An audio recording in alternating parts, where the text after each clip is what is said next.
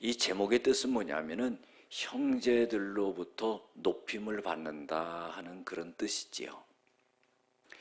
형제들로부터 인정을 받는다 하는 그런 뜻입니다. 오늘 말씀 속에서 주인공은요, 유다입니다. 여러분들, 우리가 신앙생활할 때요, 지식이 있어야 돼요. 우리가 은사에도 지식의 은사가 있고 지혜의 은사가 있거든요. 지식이 없으면 안 된다 이 말이에요. 아는 것이 없이는 이 믿음이 확실해지지 않는 거예요. 그래서 하나님의 말씀을 잘 알아야 돼요. 그 지식이 있어야 됩니다. 하나님의 말씀에 대한 지식이 있을 때 확신이 있게 되지요. 우리가 믿음의 생활을 경주하면서 깨달음이 없으면은요, 맨날 그 제자리 걸음입니다. 이 깨닫게 하는 것은 하나님의 말씀을 통해서, 이 지식을 통해서 지혜가 발동하고 성령의 역사하심으로 인해 가지고 그 믿음이 하나님 앞에 인정받는 그런 믿음이 된다는 거예요. 우리가 설교 말씀을 들을 때에 전반적으로 하나님의 말씀을 잘 알지 못하면은요, 어려워요. 그렇다고 제가 여러분들한테 맨날 죽만 드릴 수는 없는 거예요. 여러분들이 딱딱한 음식을 씹어 먹듯이 있을 수 있듯이 하나님의 영적인 말씀을 들을 때 좀 어렵더라도 그 딱딱한 말씀을 잘 씹어 드실 수 있는 것이 돼야지만이 그 영적으로 그게 영양가가 되는 겁니다. 자, 오늘 유다 얘기가 중심이 되는데요. 이 유다의 조상을 살펴보면은 창세기의 믿음의 조상이 아브라함이에요. 이 아브라함의 아들이 이삭이거든요. 이삭의 아들이 형 에사와 야곱이 있어요. 그런데 하나님께서는 야곱을 택하셔서 12아들을 낳게 한 겁니다.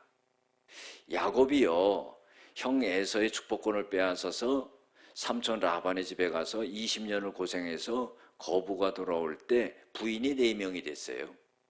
그 삼촌의 큰딸 작은딸과 딸린 종들 2명을 데리고 왔어요. 그 부인이 4입니다.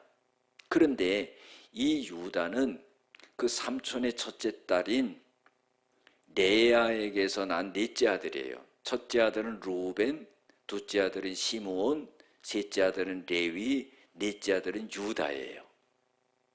그런데 오늘 이야기가 이 유다에 관한 얘기입니다. 그런데요, 이 내용을 쭉 보면 창세기에 요셉 얘기를 빼놓을 수가 없거든요.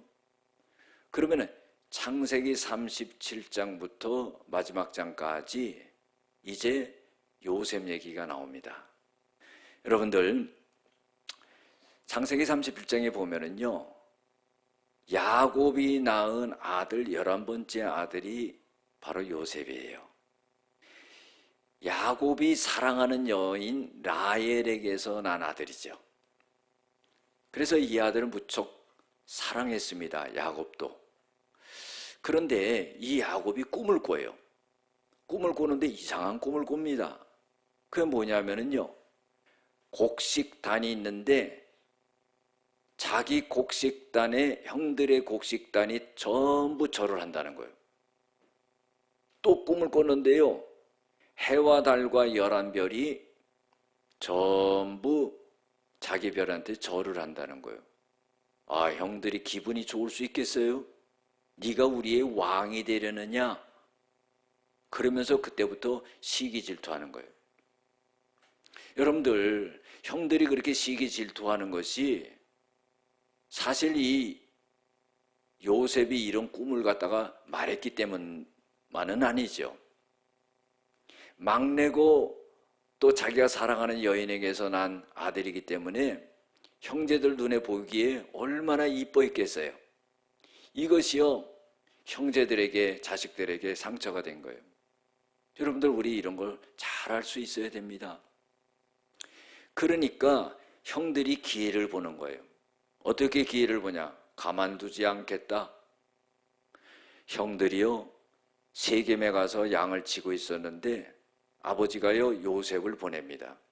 요셉아, 너 형들이 양을 치러 세겜에 갔는데 잘 있는가 한번 보고 와라.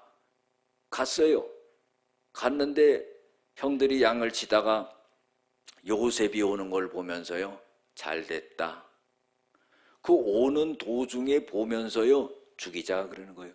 이야, 얼마나 마음속에 이 요셉을 미워했는지 이 요셉을 갖다가 죽이고 해하고자 하는 마음이 벌써부터 마음속에 가득했던 거예요. 마음에 그렇게 가득했는데 눈에 딱 보이니까 죽이자 합의가 된 겁니다. 그랬는데 맏인 이 르우벤이, 첫째 르우벤이요, 아이고 그래도 자기가 장남이잖아요. 그러니까 이거 죽이면은 자기 책임이 있잖아요. 아버지한테 무슨 소리를 듣겠어요. 그래 구덩이에 넣자. 그 구덩이에 넣었는데 그 구덩이가요 물이 없었던 거야. 하나님의 은혜지요.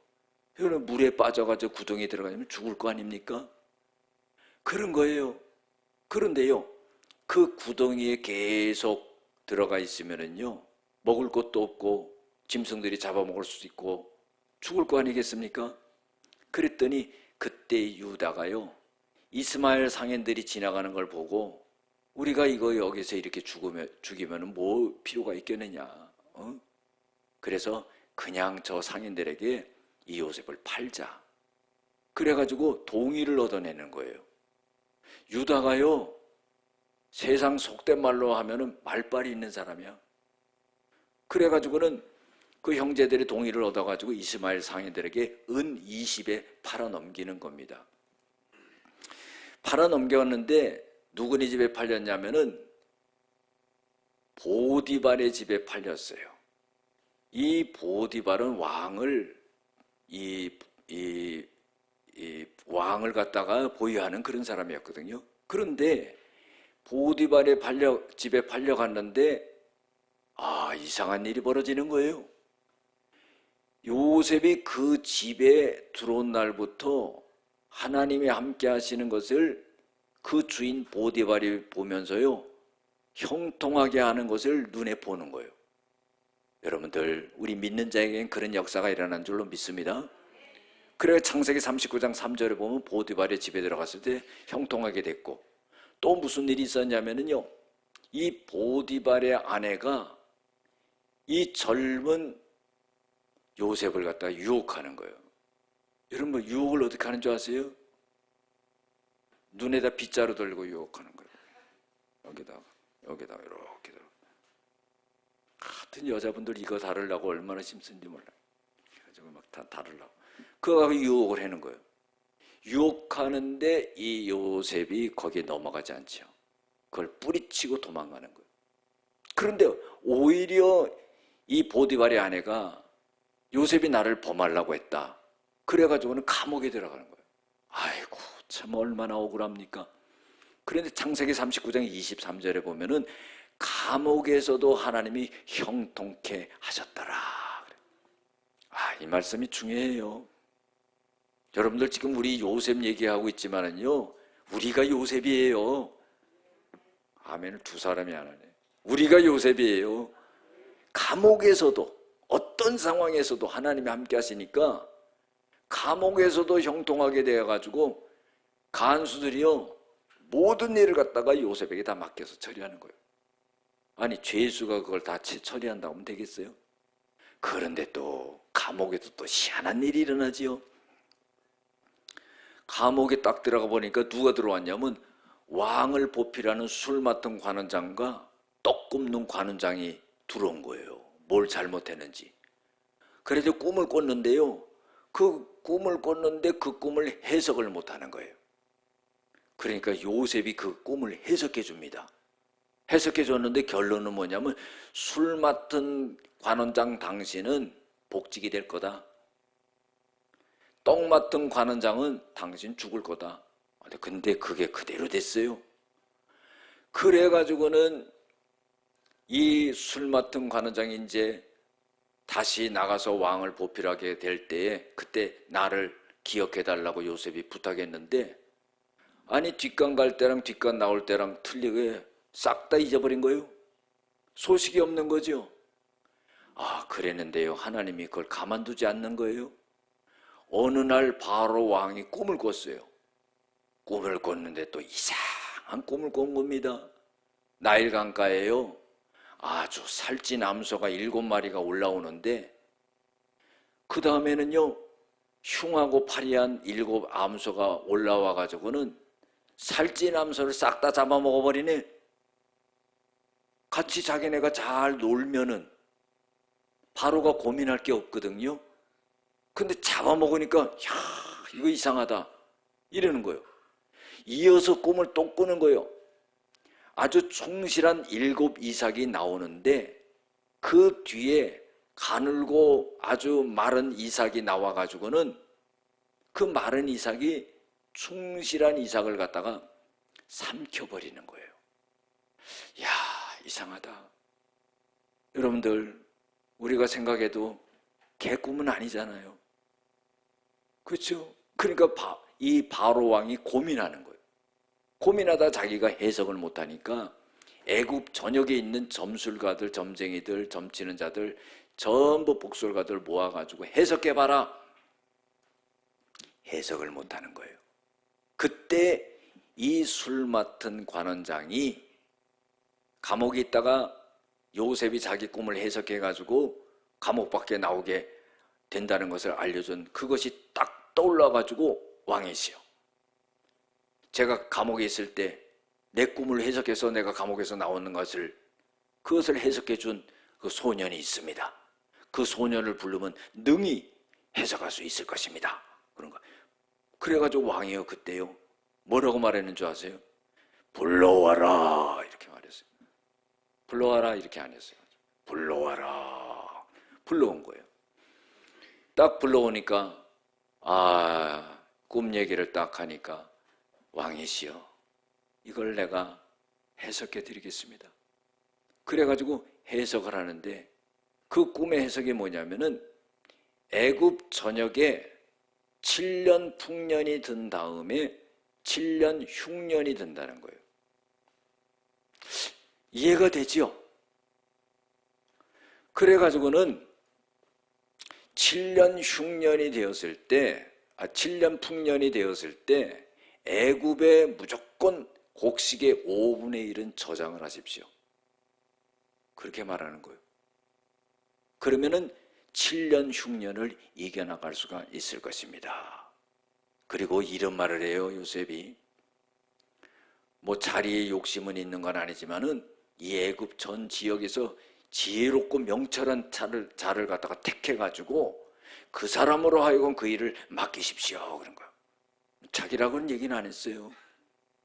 그랬는데 이 왕이 그 얘기를 듣고 이렇게 총명하고 이렇게 하나님의 영에 충만한 사람이 누가 있냐? 너밖에 없다. 나는 자리만 왕이지 네가 왕이다. 네가 총리를 해라. 그래가지고는 그 관리하는 것을 요셉에게 다 맡긴 거예요. 그래가지고 여러분들, 이 요셉이 하루아침에 감옥에서 총리로 돼버린 거예요. 우리가 생각할 때 어떤 생각이 들겠어요? 가능한 일입니까? 불가능한 일이에요, 이거는. 그런데 가능하게 됐잖아요. 그건 뭐예요? 하나님께서 요셉과 함께 하시기 때문에 형통하게 되는 거예요. 여러분들, 우리도 그런 믿음을 가져야 돼요. 요셉은 지금 죽고 없어요. 아무리 요셉 얘기해봤자 무슨 소용이 있어요.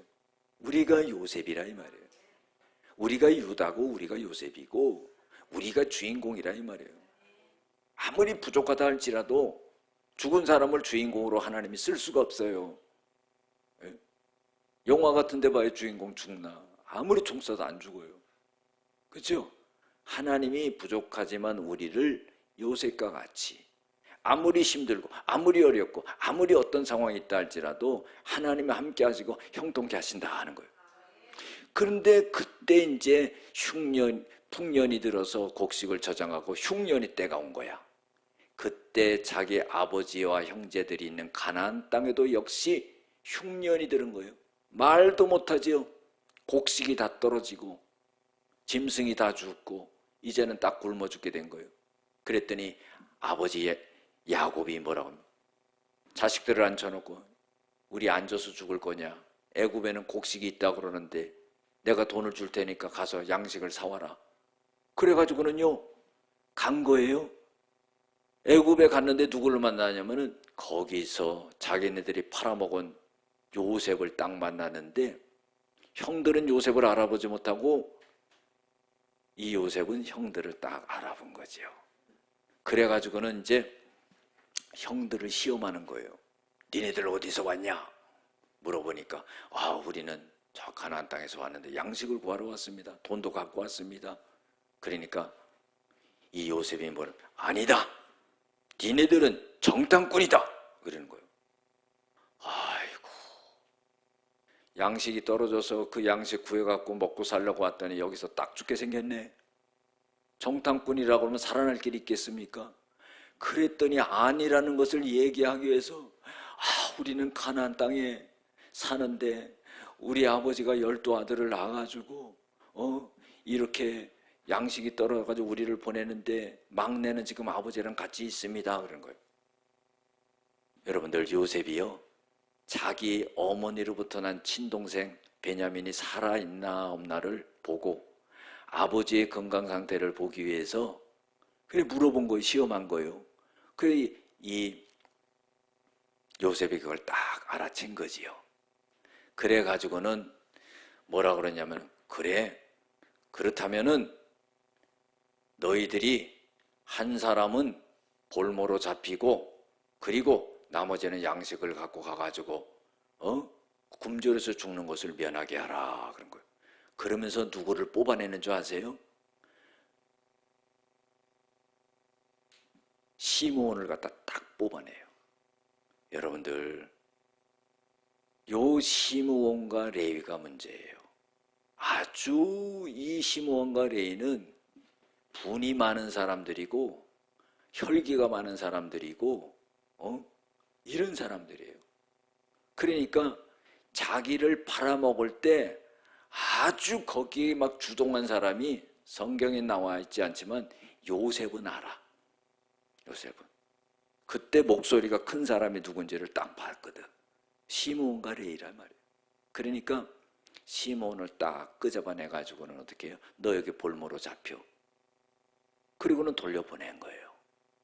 자, 돌려보낼 때 요셉이 뭐라고 그러냐면 베냐민을 꼭 데리고 와라 그런 거예요. 야, 이거 얼마나 큰 숙제입니까? 아버지는요, 아버지 야곱은 지금 요셉이 죽은 줄 알아요. 왜냐하면은 팔아먹고는 아버지한테 가서 짐승이 이 요셉을 잡아먹었다고 그러고 피를 묻혀가지고는 아버지한테 옷을 보여주니까 아버지가 통곡을 했거든요. 아버지는 요셉이 죽은 줄 아는 거예요. 그러니까 베냐민을 또 데리고 오라고 그러면은 요셉도 잃어버렸지, 베냐민도 이제 어떻게 될지 모르지. 아버지가 이제 살아갈 수가 없는 거죠.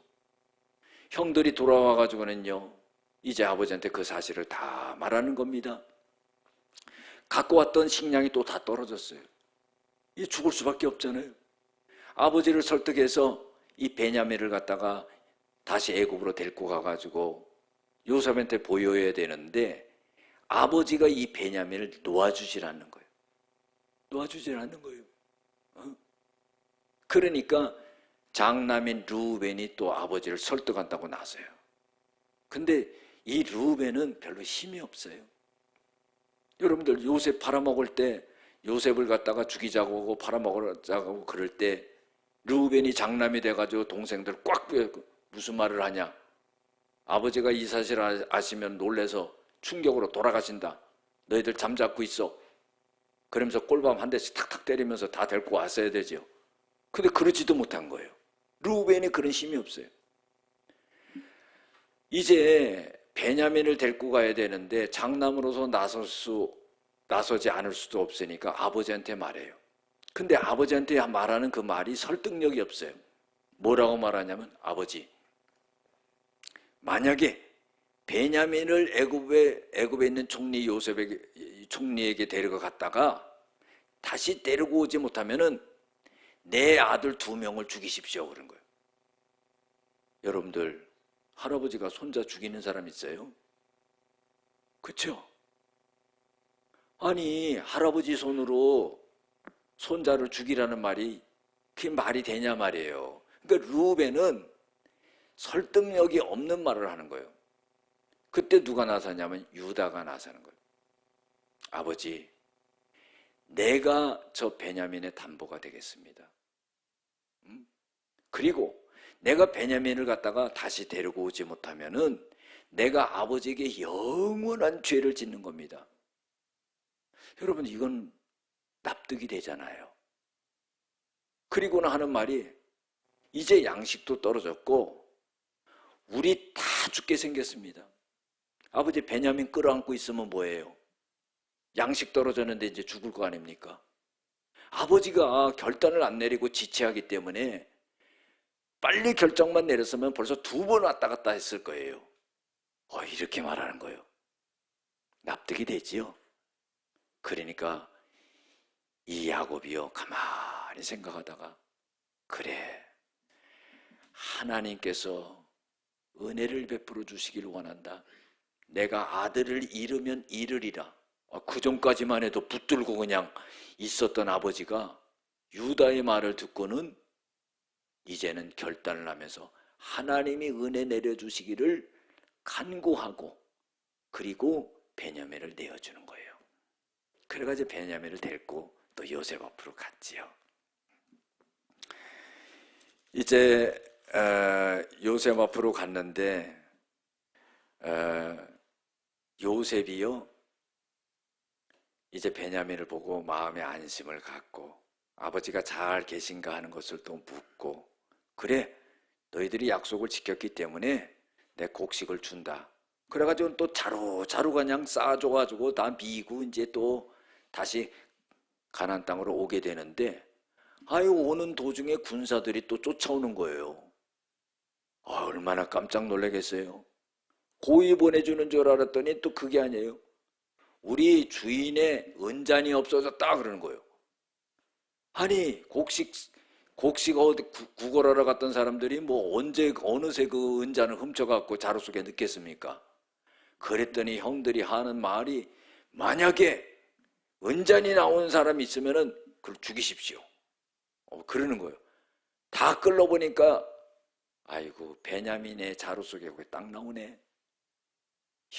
그래서 다시 끌려간 거예요. 끌려가가지고는 이제 막 책망을 받으면서 그러는 겁니다. 여러분들, 이런 어려운 상황에 딱 닥치게 된 거예요. 이때에 이 베냐민 너만 남고, 그리고 형들은 다 곡식 자루를 메고 다시 가나안 땅으로 돌아가라 그런 거예요. 여러분들, 그렇게 돌아가면 문제가 생기지요? 아버지가 지금 베냐민 데리고 오기를 기다리고 있는데 베냐민만 딱 남는 거야. 왜? 그 자루 속에 은잔이 숨겨져 있거든. 요셉이 그렇게 작전을 짠 겁니다. 그래가지고 너희들은 다 돌아가되 베냐민만 남아라 그런 거예요. 이렇게 되니까요, 이제 난감한 일이 생긴 겁니다. 어떻게 할 수가 없는 거예요. 그때에 이 유다가 딱 나서는 거예요. 여러분들, 쓸데없이 나서는 사람이 있고요, 정말 적절할 때 나서가지고 그 문제를 해결하는 사람이 있어요. 보세요, 문제만 일으키는 사람이 있고요, 문제를 매듭짓는 사람이 있잖아요. 유다가 딱 나서는 거예요. 아무도 나서지 못하는데. 그러면서 요셉을 갖다가 설득하는 거예요. 여러분들, 설득하는 말을 어떻게 했겠어요? 이렇게 했습니다. 총리시여, 우리 아버지와 이 아들, 막내 아들 베냐민의 생명은 하나로 묶어져 있습니다. 그래서 만약에 이 베냐민이 어떤 일을 당하면은 우리 아버지는 죽습니다. 그렇기 때문에 이 베냐민을 데리고 가지 않으면 안 됩니다. 나를 볼모로 잡고 이 베냐민을 보내주십시오. 그러는 거예요. 여러분들, 요셉이 은잔 시험을 왜 한 거예요? 형들이 나를 대하듯 같은 어머니에게서 나온 내 동생을 아직도 그렇게 왕따시키고 미워하고 그러고 있나 하는 것을 시험하는 거예요. 그런데 그 중에 한 명인 유다가 나서가지고 자기가 볼모가 되겠다고 하는 거예요.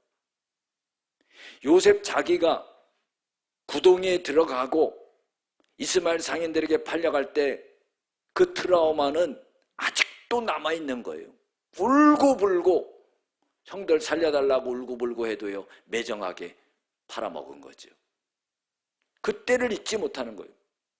만약에 형들이 베냐민을 놓고 그냥 간다면은 나를 취급했을 때랑 똑같은 것이다. 그랬는데 이 유다가 나서가지고 내가 여기서 죽으면 죽고 종이 되면 종이 되고 어떤 벌을 받더라도 내가 볼모가 되겠다고 그런 거예요. 그때에 이 요셉이 이제 마음을 돌이키고 자기가 누군지를 나타내고 그리고 형들의 목을 끌어안고 서로 울고 모든 것을 푸는 그런 역사가 일어났어요. 여러분들, 우리가요 잘 알아야 될 게 있습니다. 이 유다가 형제들의 찬송이 될 수 있었던 이유가 있는 거죠.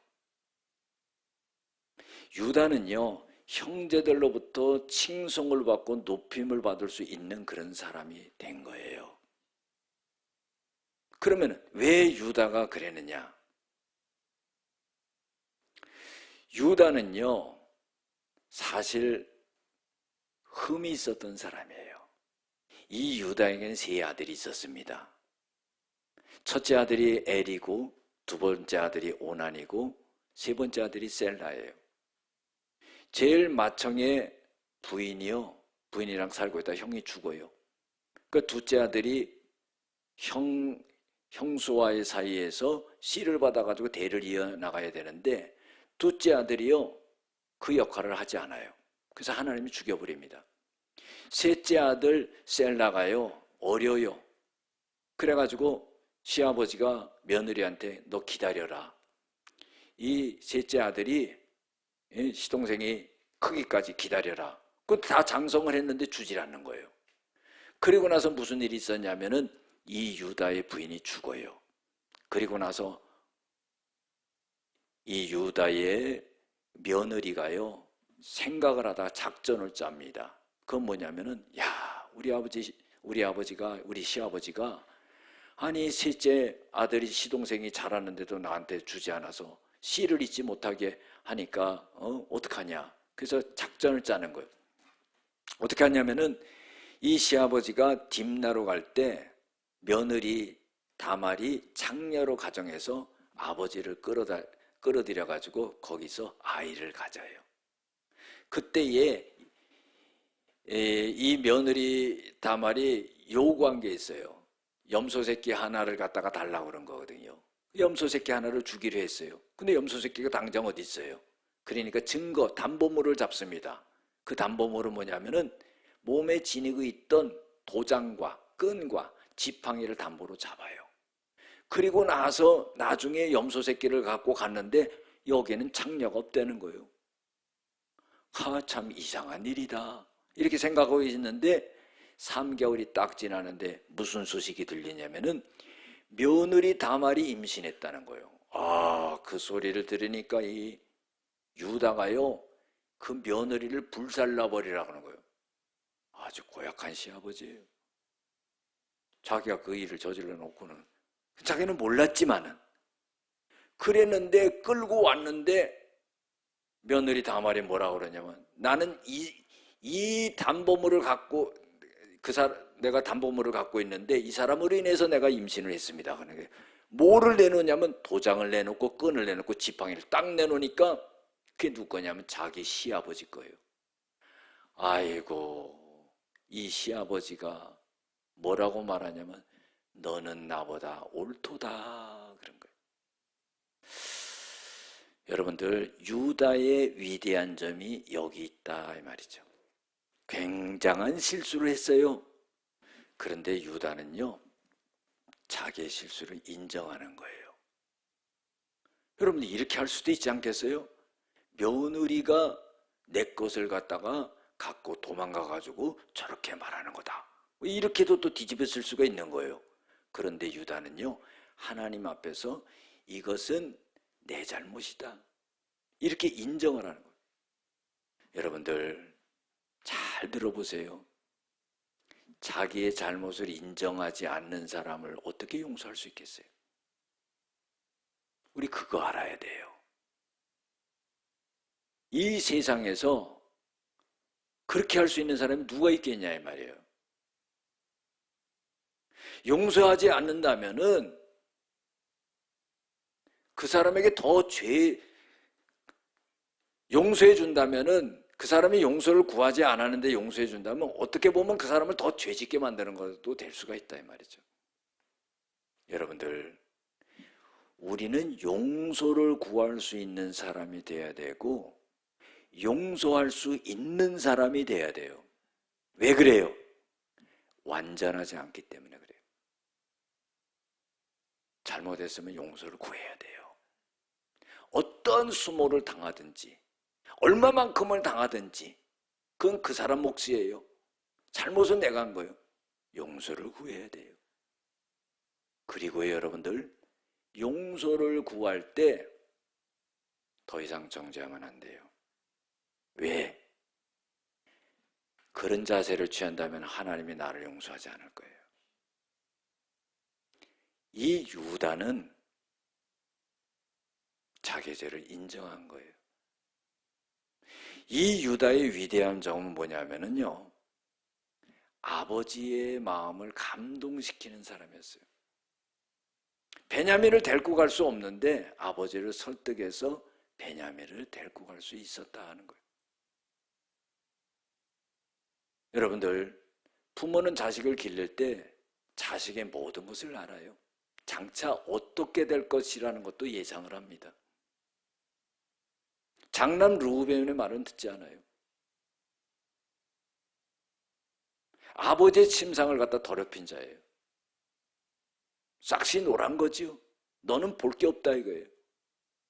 유다의 말은 아버지가 들었던 거예요. 여러분들, 요셉을 남겨두고자, 요셉이 베냐민을 애굽 땅에 남겨주고자 볼모로 잡으려고 할 때 그때 설득한 사람이 누구예요?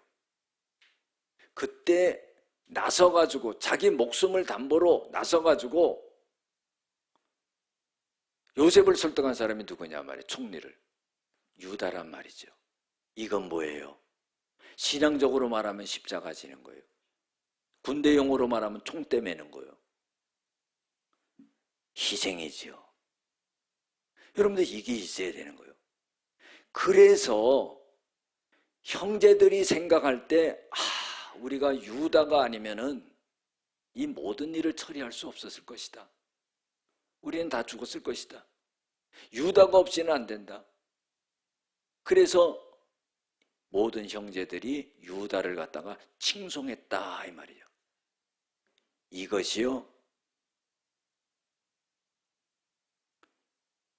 이것이 어떤 일을 일어나게 했냐면은, 구약에 보면 이 유다를 통해서 다윗왕이 출생을 해요. 다윗왕. 그래서 오늘 말씀에도 이 유다는 사자와 같다 그래요. 왕권을 상징하거든요. 홀이, 지팡이가 떠나지 않는다는 거예요. 왕권을 의미하는 말을 해준 거예요. 왕이 된다는 거예요. 그래서 이 유다 계통을 통해서 왕이 탄생을 하는 거예요. 그리고 이 유다를 통해서 예수 그리스도가 탄생해요. 여러분들, 민족을, 자기네 가족을 구원했고, 자기 민족을 구원했고, 오늘날까지 우리 인류를 구원하게 한 사람이 누구냐면은 유다의 역할이라 말이에요. 사랑하는 성도 여러분, 유다처럼 칭송을 받는 그런 사람이 돼야 돼요. 눈앞에 일어나는 일로 마음이 흔들리고 좌지우지 되는 사람이 아니라 하나님의 뜻을 보면서 넓고 깊게 생각하면서 주님의 뜻을 따라가는 그런 사람이 돼야 된다 이 말이에요.